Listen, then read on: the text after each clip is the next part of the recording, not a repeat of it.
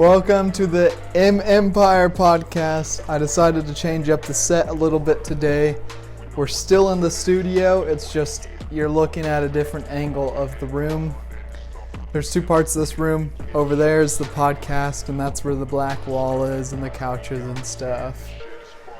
And then here's the desk area. As you can see, a little chair right there and another computer right there. I have a computer, a laptop, and then a couple other things. But I just wanted to come on here. I haven't been on here in a while. I made a podcast recently, but I have not uploaded it. It's a little controversial. Not sure if the world's ready for it quite yet. But it just shares my opinions on what I've learned in my 17 years of life and 2 years of back-to-back business deals. So we're just going to get into today. Not really sure what I want to talk about, but I've recently had people reach out to me asking about business. And so I guess what we can talk about today is my advice for my past self, what I would do if I started all over again. Right off the bat, I'm just going to break right to it. A lot of people try and grow their business to be as big as it absolutely can get, right? But they don't actually worry about the sales. They get the office space, they borrow money, they get employees before the company's even making money. This is something that I know with experience because this is something I've done. Finally, the sales are picking up to where it can match the energy that we're displaying through our employees. But, if I were to start completely over, that's the first thing I would do. I'd worry about sales. I'd worry about what product I'm offering. So something Alex Hormozi has recently said, I really like him. You guys should listen to him. He talks about offers. He talks about leads. He talks about all that stuff. But right off the bat, if you know what you want to do, go ahead and start making that product or start doing that service. And to grow your sales first and learn how to market probably is one of the first things I would say to do is, first learn what you're doing, right? If you have a lawn mowing company, make sure you're good at mowing lawns before you actually start the LLC.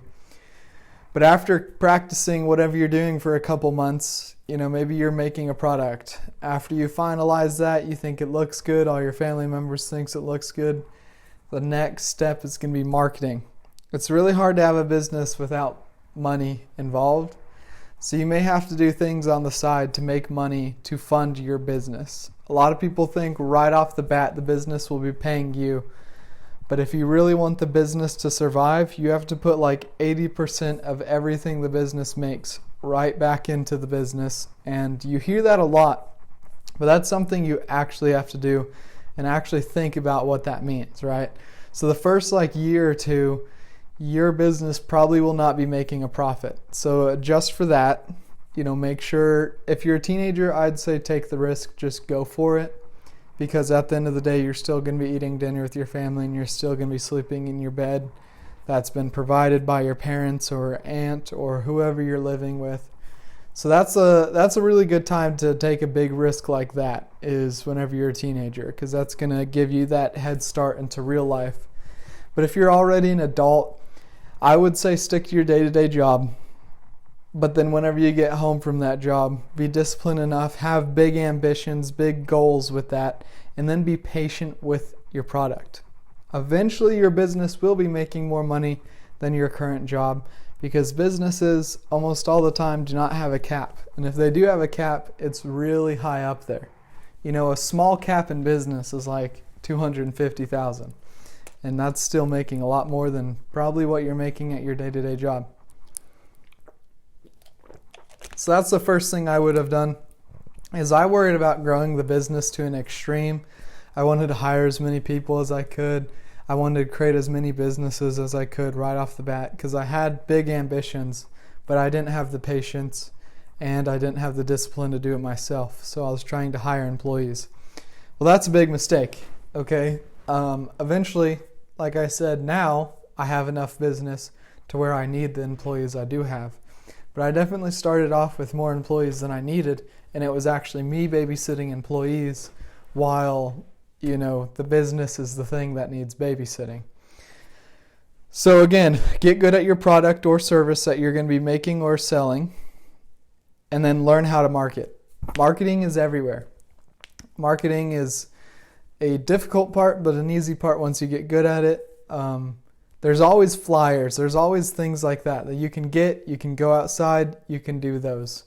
But the big important things that you guys need to get out of this one is, for us, Facebook's done really well. Facebook and Google are the two biggest things that we have going for us. Obviously, whenever you go on Google, you search up a company or you search up a product, and there's a bunch of companies that pop up, and you obviously go with the company with the highest, best reviews. So that's why we really strive to get reviews. And actually, right now, we have 0 reviews because Google is broken right now. We've gotten a lot of 5-star reviews, but they just don't show up on our page, which is really annoying. That is a Google issue. So right now we're focusing really hard on Facebook. Learn how to do Facebook marketing. Learn how to do things like that, okay? So I can feel this podcast already getting boring, so we're going to change it up a little bit. I'm going to start getting to the deep, juicy stuff that people talk about, but they don't really go into explanation. So whenever you're starting a business, obviously you're probably going to be by yourself, which is fine. Find somewhere in your house that you feel very comfortable in and that you can actually get a lot of work done in there. Once you find something like that, then just get to doing something. You have to shoot the bullet first to realize that you missed the target by 4 feet, and you have to aim it this way or this way, wherever you're shooting. And that's really how it's like in business. You're not going to start and be perfect right off the bat, so just start. And then eventually you'll figure out what you actually need to do. With me, I started the business, and all by myself, I was making really dumb flyers, really dumb advertisements. I was trying to do things, little cute messages for the customers after we do a job at their house, and I was worrying about little notes and stuff, goodie bags, all these things that you should not worry about the first year of business. You have to worry about getting sales. I was worried about customer stuff and employee stuff before I was even worried about getting my first sale. And that was a huge mistake. I should have just immediately went after doing sales, and the employees and the cute stuff would all come later whenever we're more organized. All right. So the thing that I've talked to a lot of people about, because this is kind of a topic, you hear how much people business owners make and stuff, and people think it's going to be really easy. And of course, in your head, oh yeah, it's going to be hard, but I'm going to explain to you exactly why it's hard. For me, the hardest part was obviously the age. A lot of adults have really big egos. I found that out very quickly. They definitely have a thing with them, and they think that they are more powerful than teenagers, and almost 100% of the time they are. So I can see why they're doing that. But they also haven't met Marshall McGee and his team yet. So a lot of these adults don't take us seriously being under the age of 18. I'm still 17. So with that comes the legal issues. Not being of age really hits you hard legal-wise. It's every single day there's some type of form that we have to fill out, but it says, you have to be 18. And I say, you have to, whatever. And they're just idiots. So obviously, I would understand most of the kids my age are too dumb to be filling out forms like that, and they should probably be 18 at least. But I'm a rare exception, except I don't get the exception with all those things. So that's a huge problem I ran into right off the rip. Another problem I would say is the stress that comes into it. Obviously, you trick yourself right off the bat saying, oh, I'm going to do this, it's going to make this much money. But whenever that doesn't happen because you didn't actually put in the work, sorry, goodness, I'm tired. A lot of people don't put in the work. They put the idea into form, but then they don't actually do the thing. They're like, all right, I'm going to print out 2,000 flyers. I'm going to pass them out to a neighborhood a day. And then you have 2,000 flyers, you pass out to 2 neighborhoods, you get really excited, and then you get no calls, and then you're like, well, that didn't work. It's a numbers game, people. So you have to do more, and more. More and more, okay? And then the next thing is, like I was saying, the stress with it. You don't really know what's going on half of the time. The first year of a business is the hardest. You have no idea what's going on. You don't know who's with you, who's not, who thinks it's a good idea, who's not. You're not getting any sales your first year. You just kind of plain old suck, to be honest. And the people that can get through the first year are the toughest people in the world. Honestly, I truly believe that. My first year really sucked. I sat on couches alone, and I just sat there and I thought, and I sat there and I thought, and I was like, what can I do different? And luckily I had other side gigs going on that would pay my way, but really my business, the power washing business, hasn't picked up until these last maybe 4 or 5 months is whenever I could actually start to see a change. And we still have flows where we get a lot of jobs and we're booked out for a week or two, and then we have a job where we don't have any jobs for 2 weeks. So that still is kind of a fluctuation that we're working on.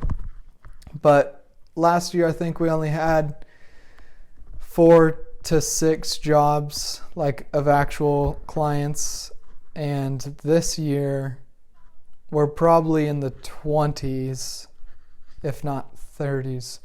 Probably realistically like 20 something. I actually have no idea. I really don't. I need to keep track of that stuff. But I'm going to start getting to the juicy part here. The stress with it hurts your first year, and the second year doesn't because you become numb to it. You know what I'm saying? So like the calls I have to make and the people I have to talk to makes me a very numb person, emotionally, physically, whatever. I used to be a really fun person, laughable, always making jokes. And I can still be like that, but I honestly choose to be more quiet and shy because the situations that I've gone through has just made me a little bit more introverted than I was even, say, last year. You know, I don't like to go to football games. I don't like to go to homecoming. I have a girlfriend, but I'm not going to homecoming with her. I don't like, that type of environment. I will buy her really nice dinner and, nice clothes and stuff, but I'm not going to big events like that. I've kind of pushed myself in a corner of only entrepreneurs, and in a small town in Missouri, that puts you in a very thin category of people to talk to. Half of them being my family members, other half being my family members' friends, and then a couple people I have found on the road. So, yeah, I don't get stressed about situations with business. What I get stressed about are things that cannot be changed with money. If there's a situation that costs too much for my money, then that will get me stressed. If there's an emotional bond situation going on that money cannot fix, say I'm in a fight with someone, that's something I would stress about. Any altercations that have to not do with money, basically. Anything that I can afford, any big issues with business, I try my best not to get stressed out about that, because at the end of the day, money pays for everything, and that is why I'm working as hard as I am, because the people in this world that get away with everything and can avoid a lot of big things are the people with the most money. So I have money now that if something pops up, I can throw money at it and that problem can go away. Those are things I don't stress about. So I don't stress about business. As well as America has systems put in place to where you can make your business go bankrupt and then you can just start over. So that's what I would do at the very, worst case scenario. If everything fails, I just file for bankruptcy, shut down my LLC, and then I'm good. My business is the thing that takes the damage. The only time people stress about business is if they're trying to keep the business alive. You have to not think of the business as a human, you just have to think of the business as a thing, and that thing is something that you cannot show feelings to or emotions. The people that are the most emotional are the people that lose in this life. As these generations are getting softer and softer, Parents are teaching their kids to be very soft with certain situations, feel sad about certain situations, and in the real life, maybe that does work. But in business, I can promise that it does not. You have to be emotionless. If there's blood in the water, the sharks will bite. All right? Even if it's your own mental mind, that is the thing that bites you in the butt. There's been plenty of times I'm invested in crypto, stocks, whatever.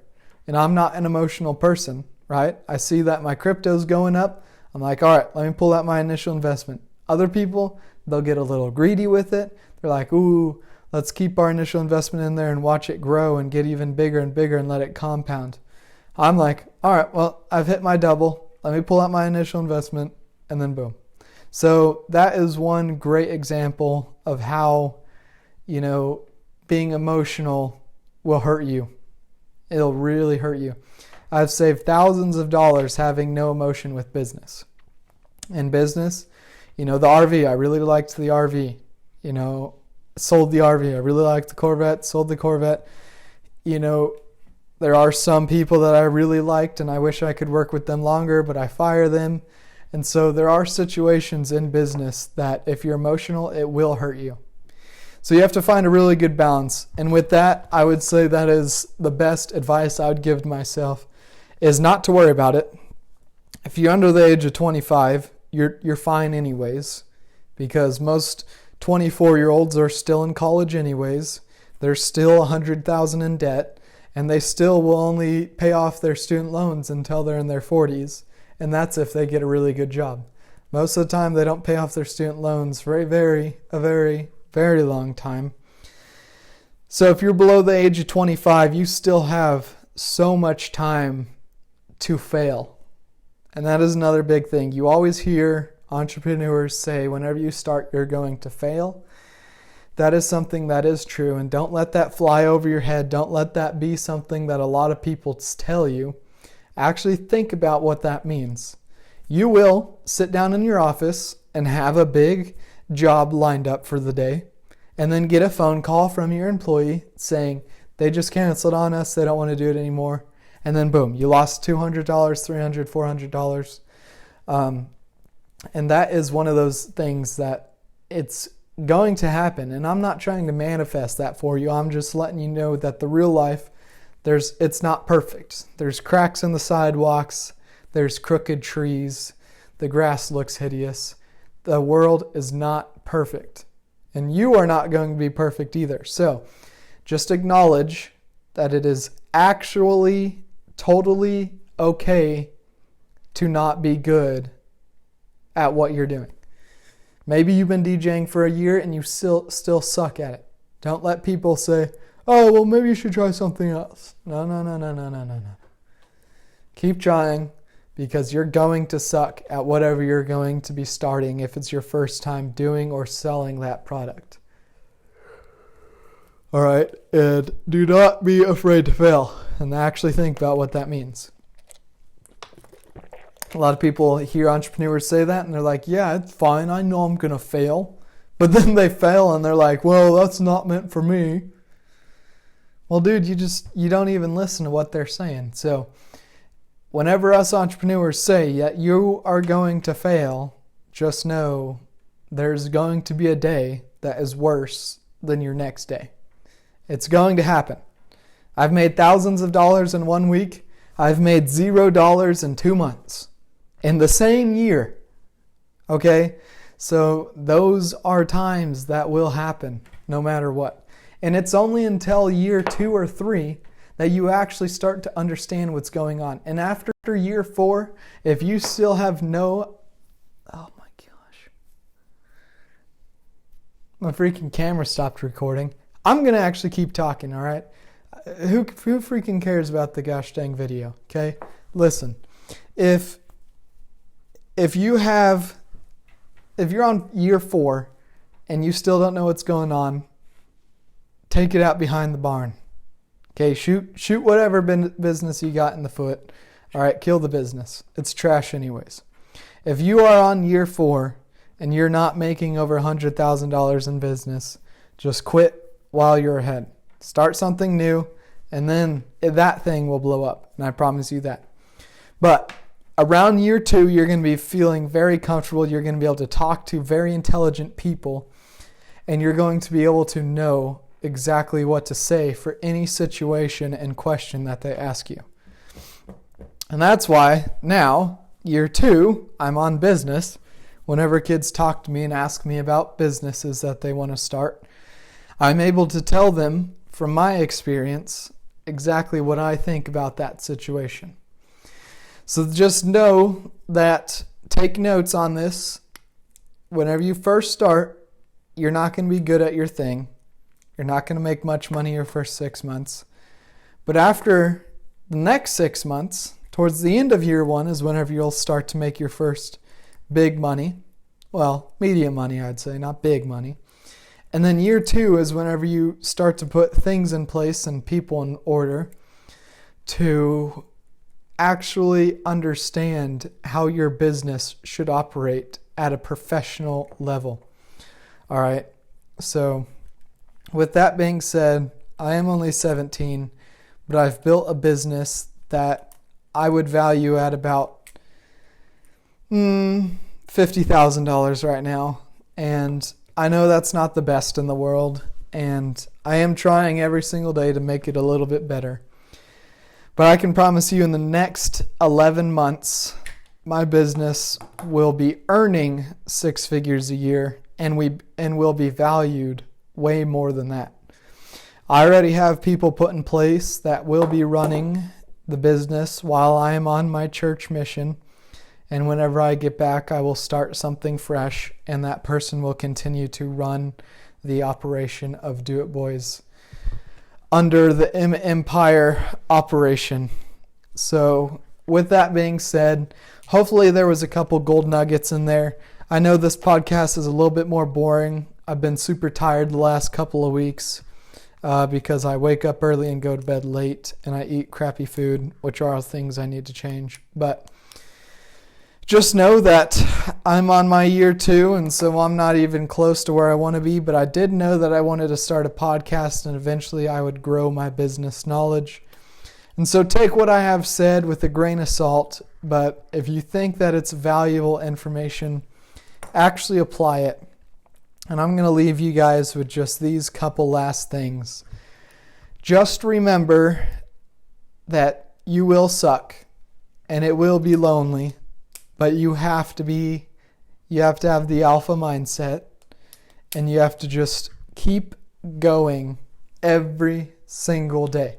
Even if it's 20 minutes a day, get on your computer and work on one little thing with your business. And after about your first 12 months, you will be so busy with your business that you won't have to do stupid little things. You won't have to make little postcards and do things, but you will be so busy with the actual work that needs to be put in place. So whenever you're starting your business, worry about perfecting your product and worry about advertising, and then worry about scaling and hiring employees later, because there will be a time and a day for that. I would not recommend having any business partners if you're just starting out with business. Luckily, it's worked out really well for me. Me and Jackson work really well together, but I've heard a lot of situations where some people just don't get along with their business partner, and I'm sure that would suck. So hopefully you learned what I would tell myself if I started the business all over again. And again, you're going to suck. It's going to be emotional, but you have to be emotionless. And I mean, I'm just feeling an excitement right now just even talking about business. I mean, your year 2, I'm very excited for your year 2. If you're just starting out, maybe you're 6 months in, year 2, you're going to look back and be like, man, that was so much fun in year 1, but that freaking sucked. I'm just very thankful for where I'm at in my situation. I've worked hard, and I cannot believe where I'm at in my business and in my life with my relationships and everything. I feel like I'm 30 years old, and I have to remind myself sometimes that I'm 17, and whenever I do, it reminds me how much I've accomplished within 2 years. And I'm just letting you know that the feeling that I'm feeling right now is so worth going through all the pain that you will feel on your 1-year journey. So with that, thank you guys for listening to the M Empire podcast. I really hope that this one helped today. If it didn't, that sucks. But you guys are going to have a great day today, and you're going to have a great night tonight. I hope you have a good rest of your week. Love you. Bye.